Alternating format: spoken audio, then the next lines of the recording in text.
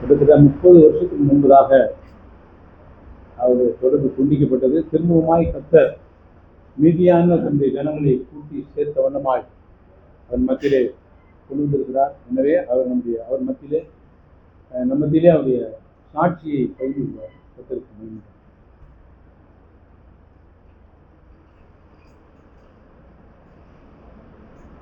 கர்த்தருடைய பரிசுத்த நாமத்துக்கு மகிமை உண்டாகட்டும். கர்த்தர் இந்த நாட்களிலே அடிமையையும், அதாவது தூங்கி கிடந்த ஒரு ஆத்துமாவை தட்டி எழுப்பி தேவன் மீண்டுமாய் கொண்டு வந்திருக்கிறார். அதாவது இப்பொழுது கேட்ட சத்தியம் எங்கேயுமே கிடையாது.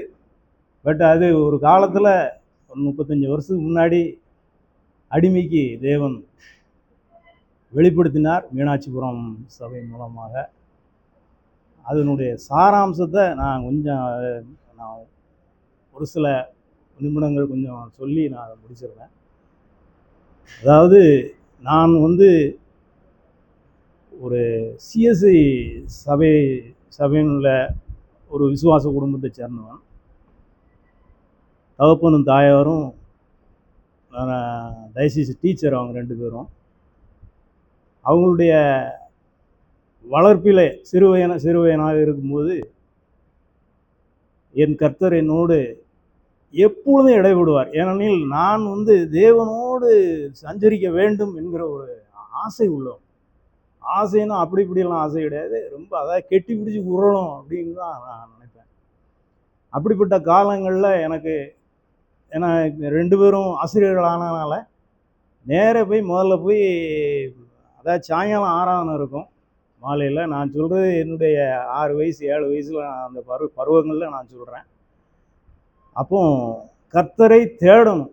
அதாவது அந்த முறைப்படி கர்த்தரை தேடி வீட்டுக்கு வந்தால் தான் சாப்பாடு நைட்டு. இல்லைன்னா அங்கே ஆலயத்துக்கு போய் அதில் உள்ள அந்த எண்ணெயை தொட்டு கொண்டாந்து எங்கள் அம்மா கையில் கொடுக்கலன்னா அங்கே சாப்பாடு கிடையாது. அப்படிப்பட்ட ஒரு வளர்ப்பு என் தந்தையும் தாயும் வளர்த்தார்கள். எங்களை கர்த்தரிடத்திலே வழிநடத்தும். அவங்க உபாத்திகள்லாம் அதனால் அப்படி வளர்த்தாங்க.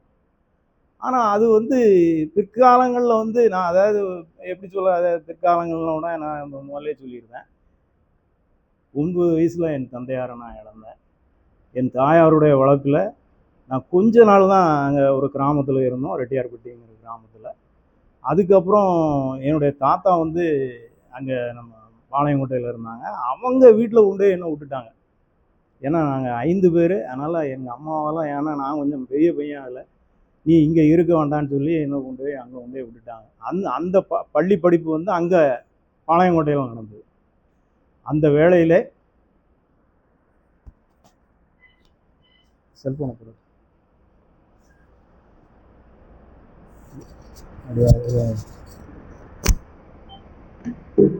இல்லையே, இல்லை இதில் தெரிவிட்டேன்.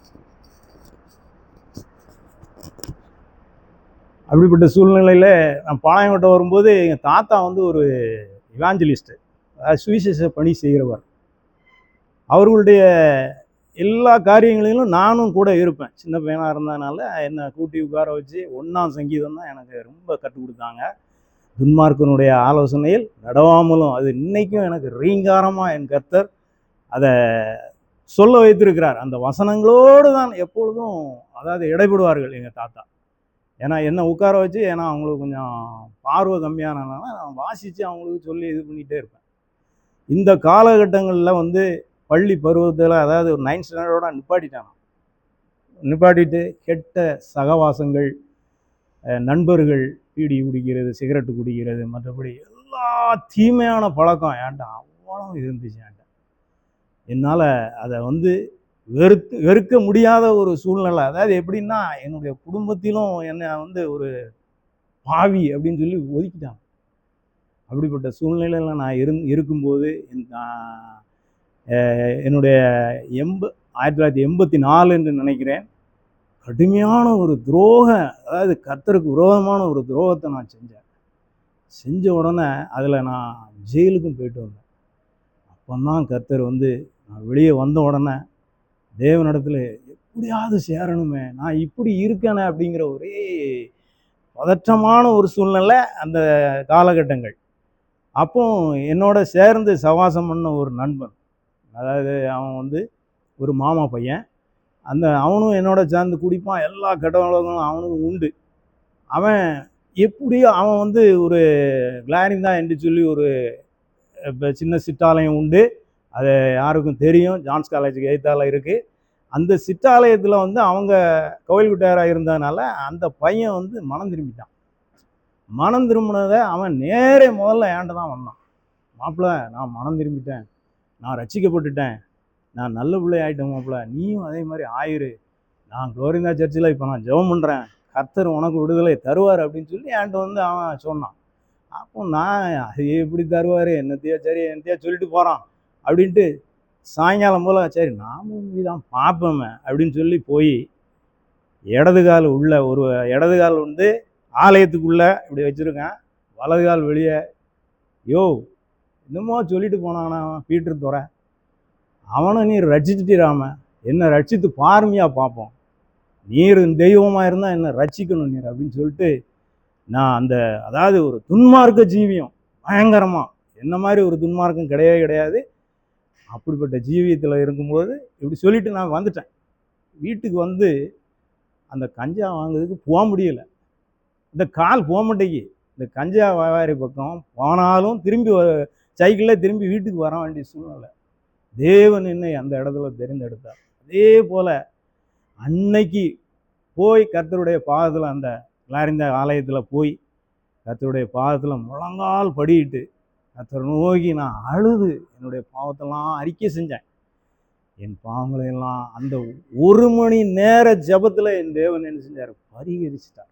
பரிகரித்து தேவன் அதாவது இந்த பீடி சிரிட்டு அதெல்லாம் எனக்கு வேண்டாம் அப்படிங்கிற சூழ்நிலை ஒன்றும், அதாவது எந்த கெட்ட நண்பர்கள் வந்தாலும் சரி, ஐயா நான் இப்போ இயேசுவோடு இருக்கேன், தயவுசெய்து என்னை விட்டுருங்க, நான் அவருடைய ஆலயத்தில் போய் மன்னிப்பு கேட்டேன், பாவ மன்னிப்பு அடைஞ்சிட்டேன், இனி என் கர்த்தருக்காக நான் வாழ்வேன்னு சொல்லி அந்த நேரத்தில் நான் ஒப்பு கொடுத்து கர்த்தரிடத்தில் ஜெபிக்கும் போது எனக்கு ரொம்ப சந்தோஷமாக இருந்துச்சு.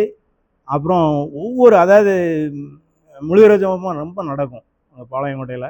ஒவ்வொரு வாரமும் சனிக்கிழமை சாயங்காலம், சனிக்கிழமை நைட்டு ஒவ்வொரு இடத்துலையும் போய் சாட்சி சொல்லுவேன், கர்த்தரை உயர்த்தி சாட்சி சொல்லுவேன். நான் இப்படிப்பட்ட சூழ்நிலையில் இருந்த என்னையும் என் தேவன் ரட்சித்தார், என்னை என்மேல் கிருபை கூர்ந்தார், என்னை நடத்துகிறார் கர்த்தருடைய வழியிலேன்னு சொல்லி ஒவ்வொரு இடத்துலையும் அங்கே போகும்போது ஒரு சில ஆட்கள் என்னுடைய தாத்தாவோட வயதான காலத்திலே, அவருடைய முதிர் வயதிலே வந்து சொல்லுவாங்க, இந்த மாதிரி உங்கள் பேரன் இப்படி பேசினாங்கய்யா, அன்னைக்கு ரொம்ப சந்தோஷமாக இருக்கியா, இப்படி ஒரு துன்மார்க்க ஜீவியம் ஜீவிச்சுட்டு மில்க் லைன் ரோட்டில் ஒரு கிறுக்கனை அலைஞ்சானே அவன் இன்னைக்கு தேவன் வைத்திருக்காருன்னா அது எனக்கு ரொம்ப சந்தோஷமாக இருக்கியா, உங்கள் பேரன் சொன்னதை நான் சொல்லிட்டு போகிறதுக்கு வந்தேன் அப்படின்னு சொல்லும்போது எனக்கு, அதாவது அவங்களுக்கு எங்கள் தாத்தாவுடைய ஆத்துமா அப்படியே என் பேரன் கர்த்தருக்குள்ளே போயிட்டானா, எனக்கு அது போதுமேன்னு சொல்லி அவங்க 1985 அவங்களுடைய கர்த்தருடைய ராஜ்யத்துக்கு கடந்து சென்று விட்டார்கள்.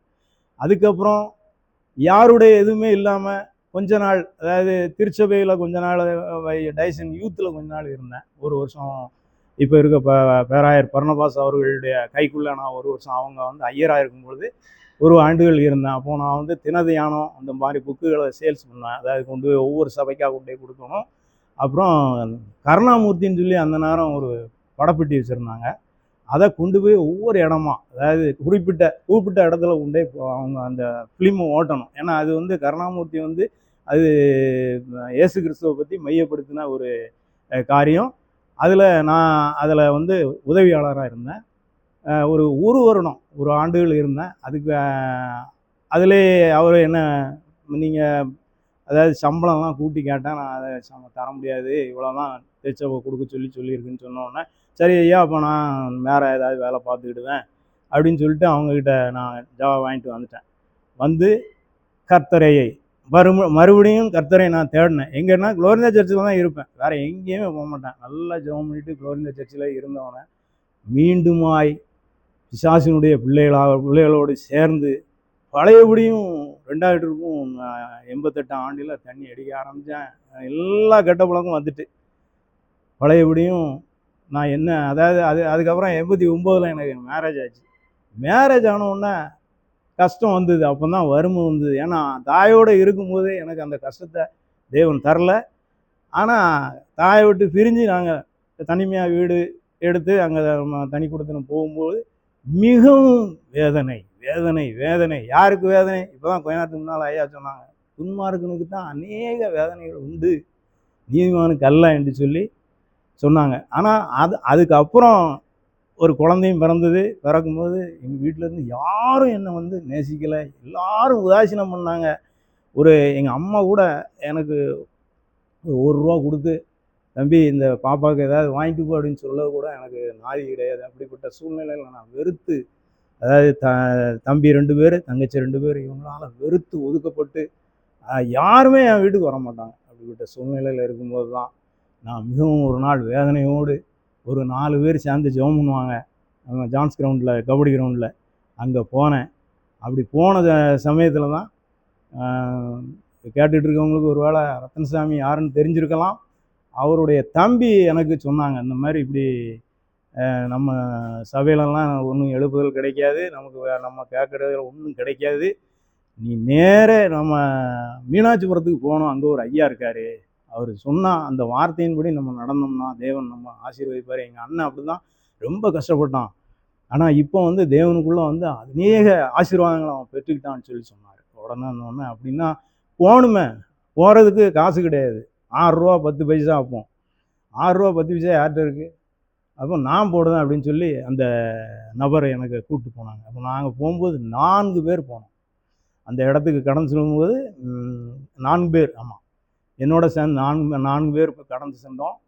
அங்கே போய் சாப்பிட்டுட்டும் ஒரு சிகரெட்டு குடிச்சிட்டு தான் நான் என்ன செஞ்சேன், மீனாட்சிபுரத்தில் அருணாச்சலபுரத்தில் இறங்கி மீனாட்சிபுரத்துக்கு வாரேன். வந்து உள்ளே வந்து உட்காரும்போது பாட்டு, நல்ல நல்ல பாட்டுகள் பாடினாங்க. எனக்கு அது மனசுக்கு ரொம்ப திருப்தியாக இருந்துச்சு. ஏன்னா அந்த பாடல்கள் வந்து சிஎஸ்ஐ கிடையாது, சிஎஸ்ஐக்குன்னு சொல்லி தனி பாடல்கள் உண்டு, அதுதான் படிப்பாங்க. அங்கே வந்த உடனே இந்த பாடல்கள் பாடும்போது ரொம்ப சந்தோஷமாக இருந்துச்சு. அதுக்கப்புறம் யார் பேச போகிறான்னு சொல்லி ஒரு இதில் இருக்கும்போது கவுண்டம்பட்டி ஐயா ஜானு, விளக்கவுண்டம்பட்டி ஜான் ஐயா அப்பா, அவங்க வந்து நின்று முதல்ல பேசுகிறாங்க. முதல்ல பேசும்போது அவங்களுடைய சாட்சியை தான் சொன்னாங்க. அவங்க சாட்சியை சொன்ன உடனே என் இருதயத்திலேருந்து தேவன் அப்படியே அழுதுட்டேன் அந்த இடத்துல உட்காந்து. ஏன்னா அவங்க 2 பேரும் டீச்சரு, அவர் போய் ரயிலில் போய் அடிபட்டு சாகணுன்னு இருந்தேன் அப்படின்னு சொல்லி, அது என்ன பாம்புவேல் சந்தையில் அப்படிலாம் சொன்னாங்க அவங்க. எனக்கு ஞாபகம் இருக்குது கொஞ்சம் கொஞ்சம், அதில் சில இதெல்லாம் மறந்துச்சு. அந்த இடத்துல நான் ரொம்ப அதை பிடிக்கப்பட்டேன். அந்த இடத்துல ஒரு இவ்வளோத்துக்கும் உலக பிரகாரமாக அவரை ஆண்டவர் நல்லா வச்சுருந்தாலும், ஆனால் ஏன் இவர் அங்கே போய் விழணும், ரயிலில் போய் விழணும், எதுக்காக விழணும்? தேவன் எல்லா சம்பத்தையும் தேவன் அவருக்கு கொடுத்துருந்தாங்க. அப்போ அவருடைய மனது, அந்த மனதில் உள்ளதை தேவன் எனக்கு வெளிப்படுத்தினார். அதே போல் என் மனதையும் நான் தட்டினேன். அந்த நேரம் நீயும் எப்படி இருக்க? நானும் சாகிறதுக்கு போனேன், 2 ட்ரிப்பு 3 ட்ரிப்பு நானும் சாகிறதுக்குன்னு அலைஞ்சேன். ஆனால் தேவன் என்னை காப்பாற்றினார். எதற்காக? இன்னைக்கு வந்து இப்படி நிற்கணுமே கர்த்தருடைய சமூகத்தில், அதுக்காக என்னை நீதிமான் ஆக்குறதுக்காக தேவன் அந்த நேரங்களில் எல்லாவற்றையும், அதாவது 3 தடவை இல்லை 30 தடவை போனாலும் என்னை காப்பாற்ற கர்த்தர் வல்லவர், எனக்கு விசுவாசிக்க. உடனே நான் வந்து கபடி கிரவுண்டில் போனேன். ஜான்ஸ் கிரவுண்டில் போய் நின்று நெடு முழங்காலில் தனியாக நின்று ஜெபம் பண்ணேன். அன்னைக்கு ராத்திரி ஐயா பிரசங்கம் பண்ணியிருக்காங்க ஜான் அப்பா, நான் நேராக போய் உட்காந்துன்னு ஜெபம் பண்ண ஆரம்பித்தேன். என் கர்த்தர்னு சொல்லுவார, என் கர்த்தர்னு 10 தடவை சொல்லுவார. இப்படிப்பட்ட ஒரு என் கர்த்தரை நான் எங்கே வச்சுட்டேனே ஆண்டவரேன்னு சொல்லி அழுது கர்த்தரிடத்துல எல்லா பாவத்தையும் முதல்ல ஒப்பு கொடுத்தேன். நான் துன்மார்க்கனாக இருக்கேன் தகப்பனே, என்ன நீதிமானாக்கணும்னு அப்போ சொல்ல முடியாது. நான் என்ன பாவியாக இருக்கேன், என்ன ரட்சிங்க, நான் எப்படியாவது மீனாட்சிபுரத்துக்கு போகணும். இன்னும் அந்த ஐசக் சார் அவர் ஏதாவது பேசணும், அந்த வார்த்தைகளை நான் கர்த்தருடைய வார்த்தைகள், அது ஐசக் சார் அல்ல, தேவனுடைய வார்த்தையை நான் கேட்கணும். எனக்கு லாசர் ஐயா சொன்னதெல்லாம் ஒன்றும் விளங்கலை. என்ன நீர் கூப்பிட்டு போகிறோம், என்கிட்ட ரூபாலாம் கிடையாது, எனக்கு ரூபாயை தந்தால் நான் போக முடியும் அப்படின்னு சொல்லி ஒப்பு கொடுத்து ஜெபம் பண்ணோன்னே அடுத்த நாள் என் கர்த்தர் என்ன மீண்டும், அதாவது ஆரம்பத்தில் எப்படி நான் லாரிந்தா சர்ச்சில் திரும்பணும், மனம் திரும்பணும், இதே போல் என் தேவன் மனம் திரும்ப செய்தாங்க. 2ஆம் முறையும் என்னை ரட்சித்தாங்க.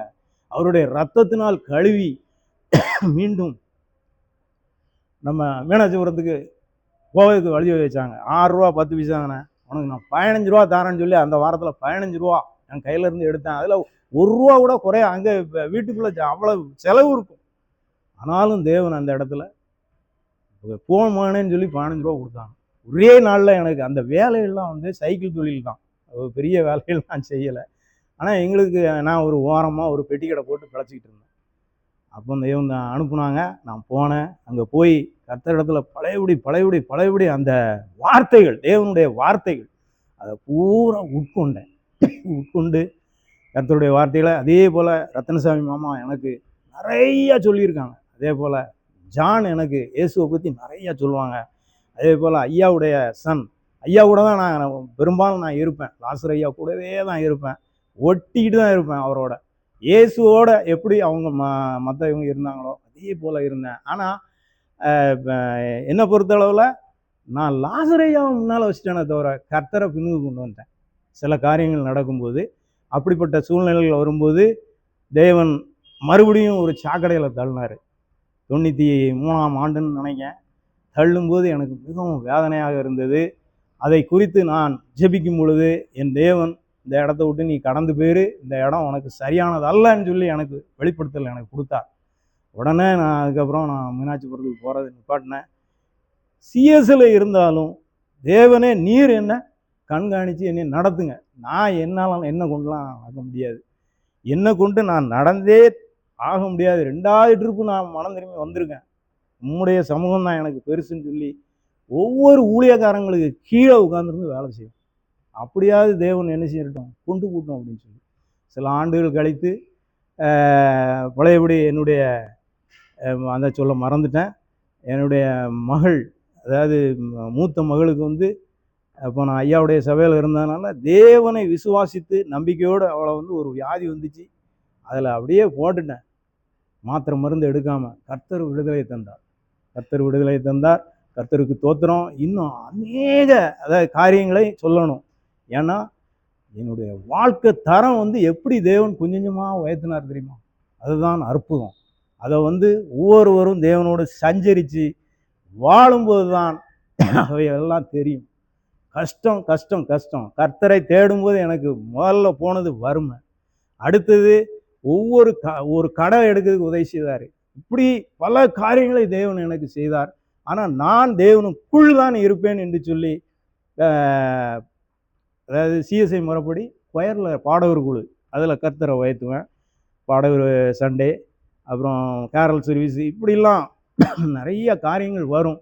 இந்த காரியங்கள் வரும்போதெல்லாம் ஏன்னா நான் கர்த்தரோடையே சஞ்சரிச்சிருவேன். அந்த நாளை ஞாயிற்றுக்கிழமைய தேவனுக்கு தான் அது வேற யாருக்கும் கிடையாது. எங்கேயும் போக மாட்டேன். கர்த்தருடைய பாதம், மற்றபடி வீடு. நல்லா ஜெபம் பண்ணுவோம். ஜெபம் எப்படி பண்ணுவோம் அப்படின்னா, அதாவது குறிப்பிட்ட என்னை போல இருந்து மனம் திரும்பணும் ஒவ்வொருத்தரும், அதுக்காக ஜெபம் பண்ணுவோம். அந்தபடி ஜெபம் பண்ணியிருக்கேன். இப்படிப்பட்ட காரியங்கள் சூழ்நிலைகள் வரும்போது தான் 95ஆம் ஆண்டில் நாங்கள் அங்கே வரதை நிப்பாட்டிட்டு சிஎஸ்ஐ முறைமைப்படியே இருந்தோம். சிஎஸ்ஐ முறைமைப்படியே இருக்கும்போது என்னுடைய இரண்டாவது மகள் பிறந்தாள். பிறக்கும்போது வீடு வாசல்லாம் ஒவ்வொரு நாளைக்கு ஒவ்வொரு வீட்டுக்கு அள்ளிட்டு போனோம். ஏன்னா கர்த்தரை நேசிக்கிறவர்களுக்கு அநேக கஷ்டங்கள் வரும், ஆனாலும் தேவன் அதை நிவர்த்தி ஆக்கி தருவார். ஏன்னா வீடு தான் எங்களுக்கு பிரச்சனையே. ஒவ்வொரு வீடாக தூக்கிட்டு போவோம். ஒரு வருஷம் கூட ஒரு வீட்டில் இருக்க முடியாது. அப்படிப்பட்ட சூழ்நிலையிலும் தேவன் வந்து எங்களுக்கு ஒரு சொந்த வீட்டை 98 தந்தார். கர்த்தருக்கு தோத்திரம் உண்டாகட்டும்.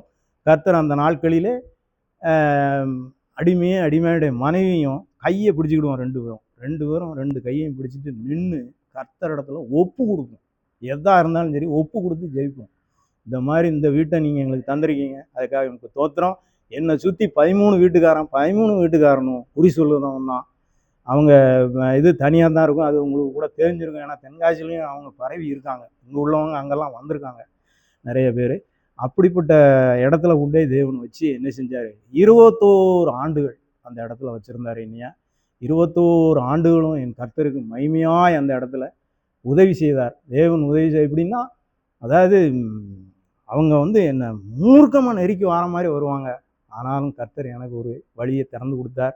அந்த இடத்துல இருந்து துதிக்க செய்தார், ஸ்தோத்தரிக்க செய்தார். எல்லாருக்கும் மகிமையாய் கர்த்தர் வைத்தார். அதுதான் பெரிய காரியம் எனக்கு. ஏன்னா அவ்வளவு நெருக்கங்கள்.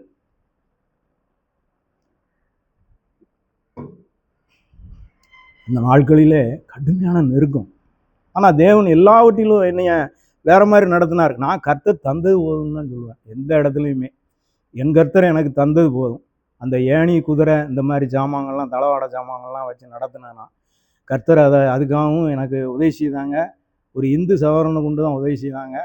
ஆனாலும் தேவன் பெருக்கத்தை செய்தார். அதாவது ஆபிரகாம் விசுவாசித்தான், அது அவனுக்கு நீதியாக எண்ணப்பட்டது. அதே போல் கர்த்தரை முன் வச்சு போகும்போது எல்லாம் நமக்கு காரியங்கள்லாம் வாய்க்கும். ஆனால் அந்த முறைப்படி வாய்ச்சது எனக்கு. கர்த்தருடைய பரிசுத்த நாமத்துக்கு தோத்திரம் உண்டாகட்டும். அந்த காலகட்டங்களில் என்னுடைய மகளுக்கு 2011ஆம் ஆண்டில் அவளுக்கு திருமணத்தை முடித்து கொடுத்தேன். திருமணத்தை முடித்து கொடுத்து நல்ல சிறப்பாக செய்ய தேவன் உதவி செய்தாங்க. எல்லாரும் அதாவது எப்படி சொல்ல, அதை ஒரு உலக பழமொழியாகன்னு சொல்லணும், விரலில் இப்படி கையை வைக்கும்படியாக மெச்சும்படியாக செஞ்சாங்க. தேவன் செய்தார். அதை நான் கிடையாது, நான் அப்படிப்பட்ட ஆளும் கிடையாது. எனக்கு இயேசு தான் எனக்கு எல்லாமே. ஏன்னா அப்படி தான் சொல்லிக் கொடுத்தாங்க மீனாட்சிபுரத்தில். அப்படி சொல்லிக் கொடுத்ததை அப்படியே மறக்காமல் மெயின்டைன் பண்ணிக்கிட்டே இருந்தேன்.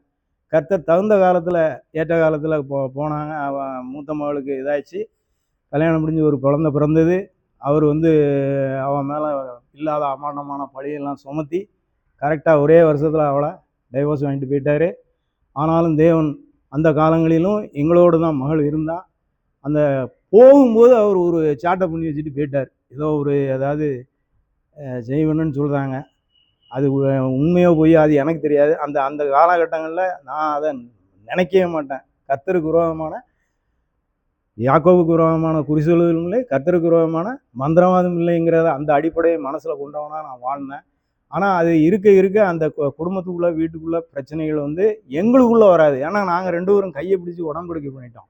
குடும்ப ஜபம் எல்லாம் உண்டு, எல்லாம் ஜபம் உண்டு. அவளும் ஜபம் பண்ணுவாள், நாங்கள்லாம் ஜபம் பண்ணுவோம். எல்லாரும் வேதத்தை கரெக்டாக செய்வோம், எல்லாத்தையும் வாசிப்போம். அதே மாதிரி எங்கேயும் அங்கே ஆலயத்துக்கும் போய் வருவோம். ஆனால் எங்களுக்கு இப்படிப்பட்ட சூழ்நிலைகளில் அந்த தொழில் அப்படியே முடங்கிச்சு. முதல்ல அதில் தான் பிசாசு கை வச்சான். 15,000க்கு ஓடும் அந்த நேரம், அதை வெறும் 5,000 போயிடுச்சு. ஆனாலும் தேவனுக்கு நன்றி சொன்னேன்.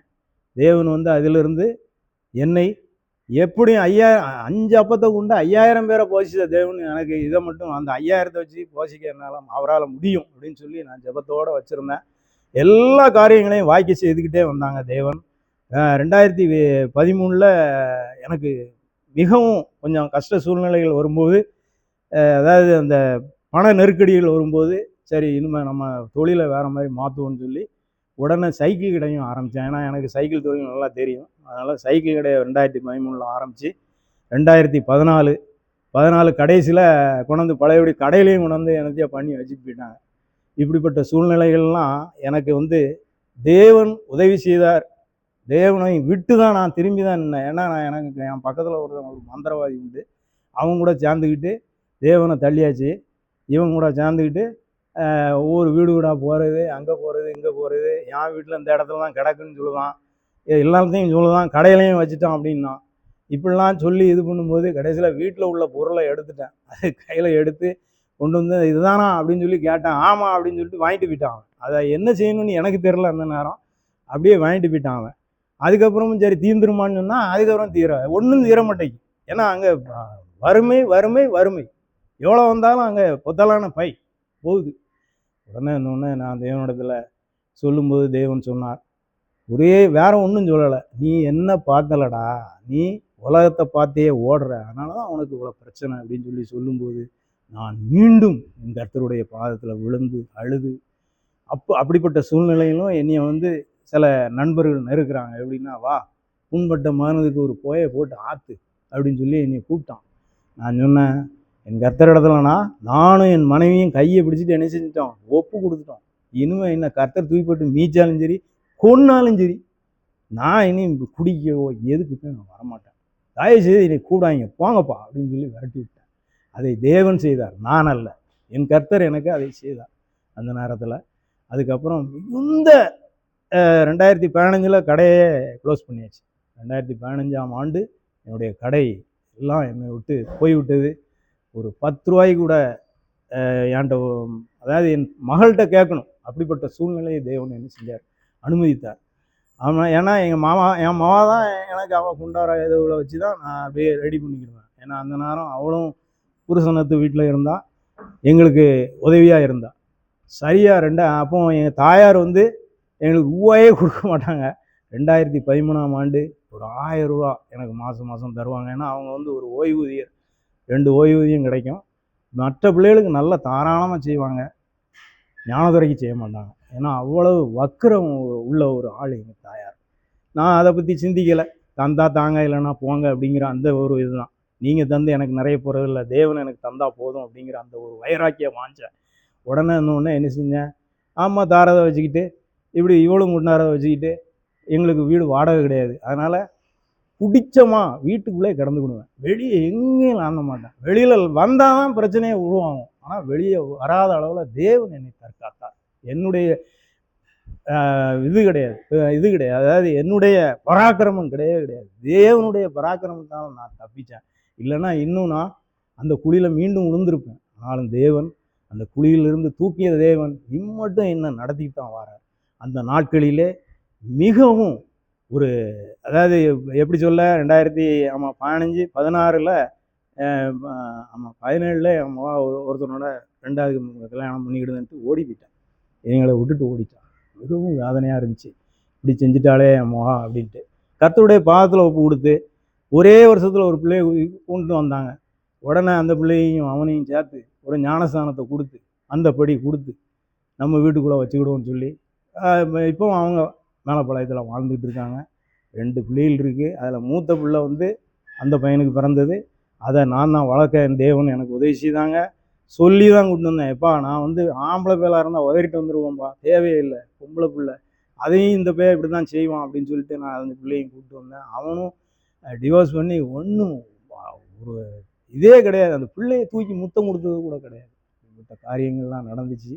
தேவன் ஒவ்வொன்றையும் எனக்கு அந்தந்த காலங்களில் சந்தோஷத்தையும் சமாதானத்தையும் தான் அந்த இடத்துல, அதாவது அந்தபடி தந்தாங்க, வேறு வழி கிடையாதுலாம், அந்தபடி தான் தந்தாங்க. நானும் வாங்கிக்கிட்டேன். அதே ஒன்றமாதிரி கரெக்டாக 2019 என்னுடைய தாயார் வந்து தங்கச்சி வீட்டுக்கு போனாங்க. ஒரு ஆண்டு. ஏன்னா 2013 எங்கள் தாயாருக்கு கொஞ்சம் பலகீனம் ஆகிட்டாங்க, வயசு ஒரு 80 கிட்ட வந்துட்டு. உடனே நான் நீங்கள் வீட்டிலே இருங்கம்மா, நான் வேணா உங்களுக்கு எல்லா காரியமும் பார்க்கேன் அப்படின்னு சொல்லி என் தாயார் எனக்கு உதவாட்டாலும் என் கர்த்தர் எனக்கு சொன்னது என்னென்னா, உலகத்தில் வாழ்நாள் நீடித்திருப்பதற்கு உன் தகப்பனையும் உன் தாயையும் நீ கணம் பண்ணுவாயன்னு சொல்லியிருக்காரு அப்படின்னு சொல்லி எங்கள் நினைவு கூட சொன்னான்.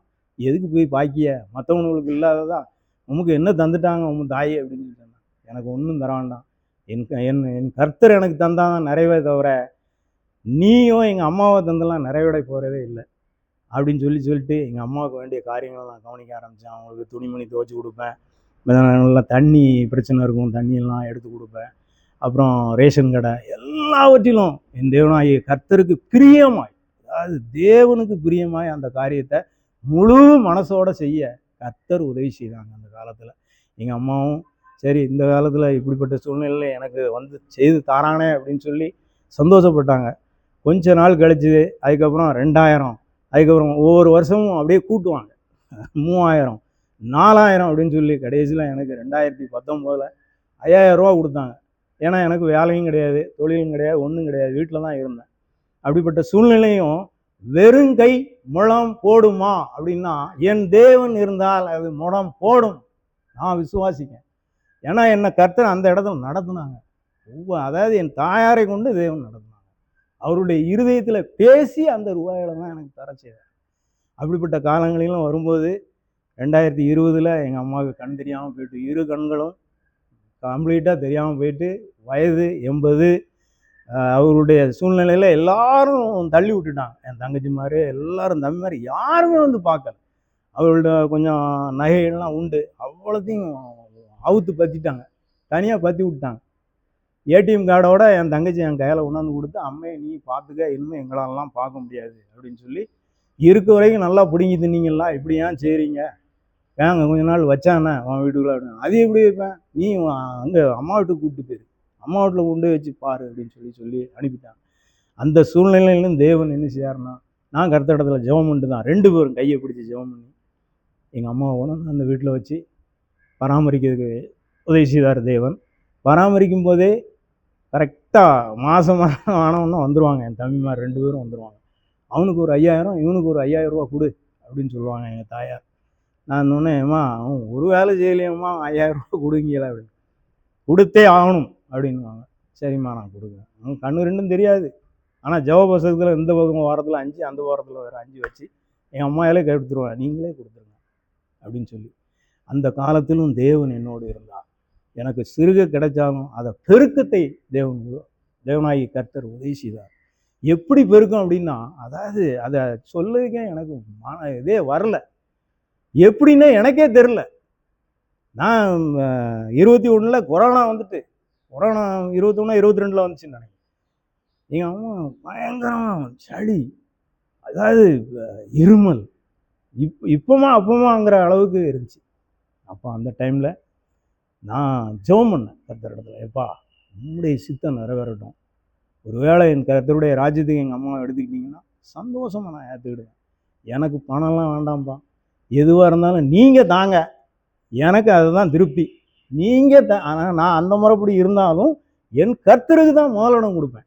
நீங்கள் எனக்கு தாங்க, இல்லைன்னா விட்டுருங்க போதும், எங்கள் அம்மாவை நல்லபடியாக எடுத்துக்கிடுங்க. ஆனால் அவள் ராத்திரியில் அப்படி இருமுவாங்க, ரொம்ப கஷ்டமாக இருக்கும், இருதயமே நின்றுவோம், அந்த மாதிரி இருமுவாங்க.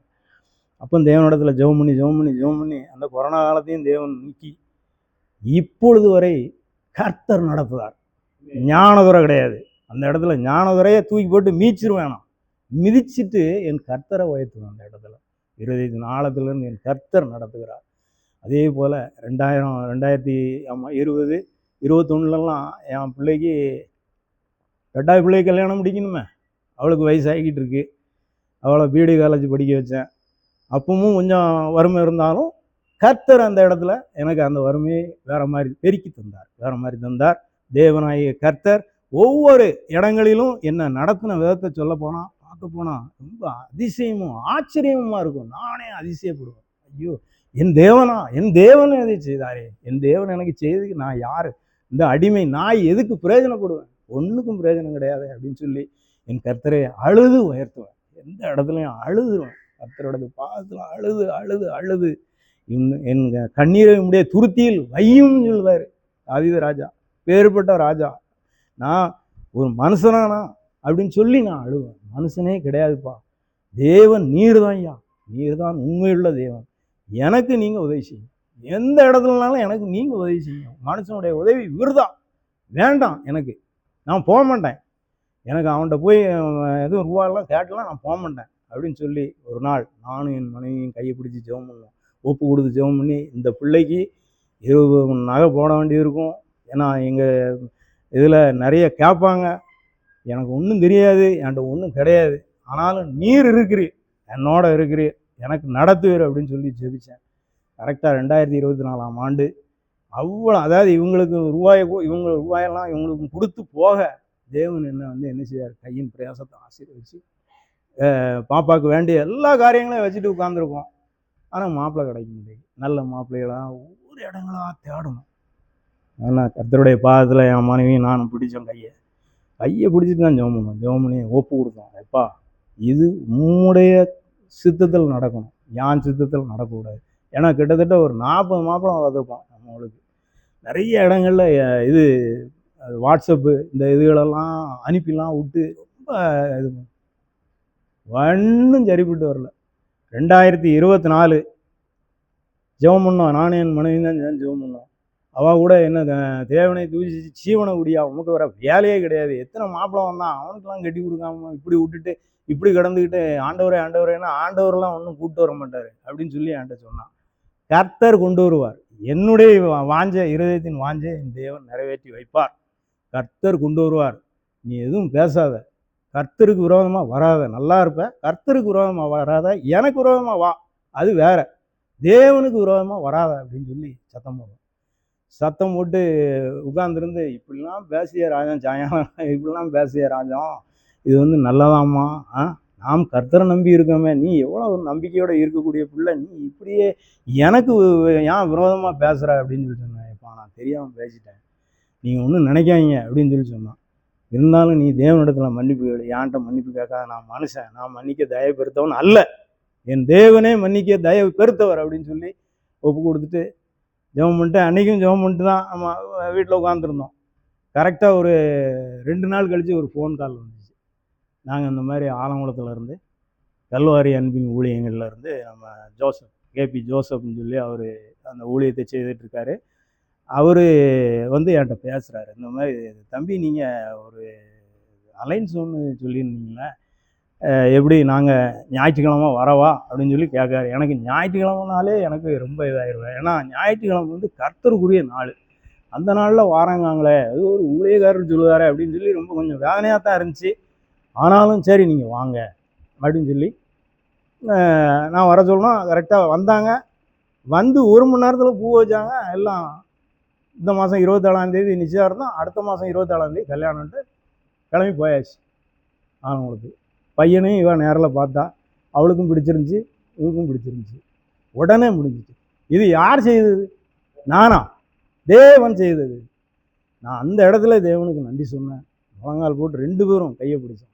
ராத்திரி குடும்ப ஜெபத்தில் ஜெபம் பண்ணி, ஆண்டவரே இதுக்கப்புறம் என்ன நடக்கணும்னு எனக்கும் தெரியாது.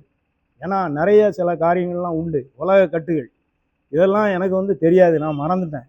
நீர் தான் ஏன் எனக்கு அதெல்லாம் எனக்கு உதவி செய்யணும் அந்தந்த இடத்துல அப்படின்னு சொல்லி ஜெபம் பண்ண. ஒவ்வொரு இடத்துலையும் அற்புதமாக தேவன் உதவி செய்வாங்க. அதாவது அவங்க எதிர்பார்த்ததை விட தேவன் நிறைய செய்ய சொன்னார்.